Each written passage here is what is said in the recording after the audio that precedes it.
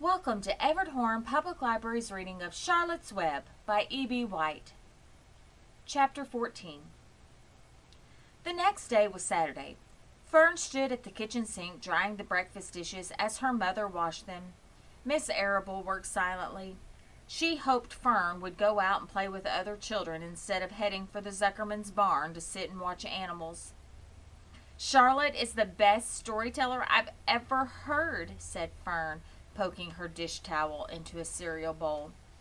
"Fern," said her mother sternly, "you must not invent things. You know spiders don't tell stories. Spiders can't talk." "Charlotte can," replied Fern. "She doesn't talk very loud, but she talks." "What kind of story did she tell you?" asked Miss Arable.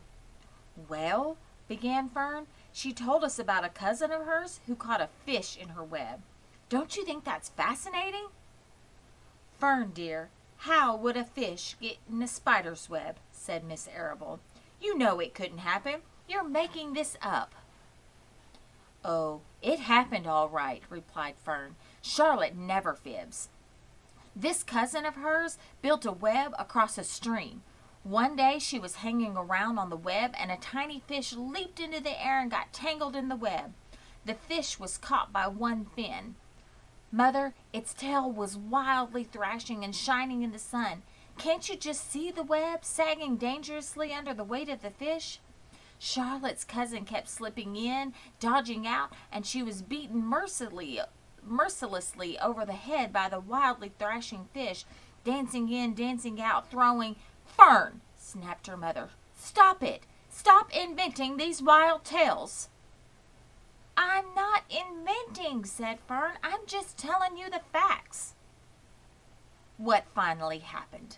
asked her mother, whose curiosity began to get the better of her. "Charlotte's cousin won. She wrapped the fish up, then she ate him when she got good and ready. Spiders have to eat, the same as the rest of us." "Yes, I suppose they do," said Miss Arable vaguely. "Charlotte has another cousin who is a balloonist. She stands on her head, lets out a lot of line, and is carried aloft on the wind. Mother, wouldn't you simply love to do that?" "Yes, I would, come to think of it," replied Miss Arable. "But Fern, darling, I wish you would play outdoors today instead of going to Uncle Homer's barn. Find some of your playmates and do something nice outdoors. You're spending too much time in that barn. It isn't good for you to be alone so much." "Alone?" said Fern. "Alone? My best friends are in the barn cellar. It's a very sociable place, not at all lonely." Fern disappeared after a while, walking down the road toward Zuckerman's. Her mother dusted the sitting room. As she worked, she kept thinking about Fern. It didn't seem natural for a little girl to be so interested in animals. Finally, Miss Arable made up her mind. She would pay a call on old Dr. Dorian and ask his advice. She got in the car and drove to his office in the village. Dr. Dorian had a thick beard. He was glad to see Miss Arable and gave her a comfortable chair. "It's about Fern," she explained. "Fern spends entirely too much time in the Zuckerman's barn. It doesn't seem normal. She sits on a milk stool in a corner of the barn cellar near the pig pen and watches animals hour after hour. She just sits and listens." Dr. Dorian leaned back and closed his eyes. "How enchanting," he said. "It must be real nice and quiet down there. Homer has some sheep, hasn't he?" "Yes," said Miss Arable. "But it all started with that pig we let Fern raise on a bottle. She calls him Wilbur. Homer bought the pig, and ever since it left our place, Fern has been going to her uncle's to be near it." "I've been hearing things about that pig," said Dr. Dorian, opening his eyes. "They say he's quite a pig."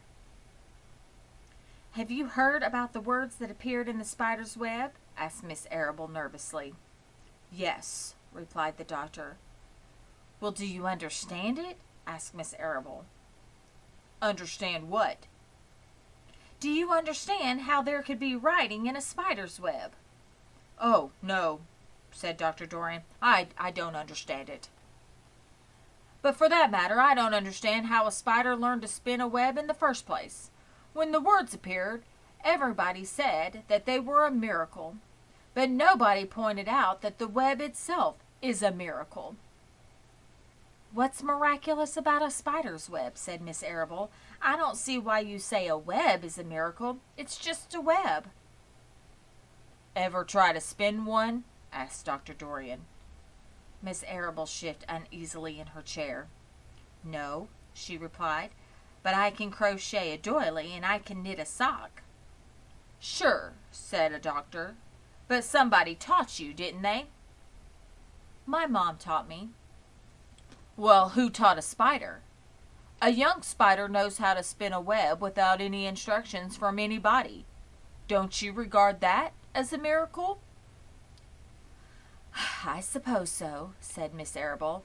I never looked at it that way before. Still, I don't understand how those words got into the web. I don't understand it, and I don't like what I can't understand. None of us do, said Dr. Dorian, sighing. I'm a doctor. Doctors are supposed to understand everything, but I don't understand everything, and I don't intend to let it worry me. Miss Arable fidgeted. Fern says the animals talk to each other. Dr. Dorian, do you believe the animals talk? I never heard one say anything, he replied, but that proves nothing. It is quite possible that an animal has spoken civilly to me and that I didn't catch the remark because I wasn't paying attention. Children pay better attention than grown-ups. If Fern says the animals in Zuckerman's barn talk, I'm quite ready to believe her. Perhaps if people talked less, animals would talk more. People are incessant talkers. I can give you my word on that. Well, I feel better about Fern, said Miss Arable. You don't think I need to worry about her? Does she look well? Asked the doctor. Oh, yes. Good appetite? Oh, yes, she's always hungry. Sleep well at night? Yes. Then don't worry, said the doctor. Do you ever think she'll start thinking about something besides pig and sheep and geese and spiders? How old is Fern? She's 8. Well, said Dr. Dorian, I think she will always love animals, but I doubt that she spends her entire life in Homer Zuckerman's barn cellar. How about boys? Does she know any boys? She knows Henry Fussy, said Miss Arable brightly. Dr. Dorian closed his eyes again and went into deep thought. Henry Fussy, he mumbled. Remarkable. Well, I don't think you have anything to worry about. Let Fern associate with her friends in the barn if she wants to. I would say, offhand, that spiders and pigs were fully as interesting as Henry Fussy. Yet, I predict that one day will come when even Henry will drop some chance remark that catches Fern's attention. It's amazing how children change from year to year. How's Avery? He asked, opening his eyes wide. Oh, Avery, chuckled Miss Arable. Avery is always fine. Of course he gets into poison ivy and he gets stung by wasps and bees and brings frogs and snakes home and breaks everything he lays his hands on. He's fine. Good, said the doctor. Miss Arable said goodbye and thanked Dr. Dorian very much for his advice. She felt greatly relieved.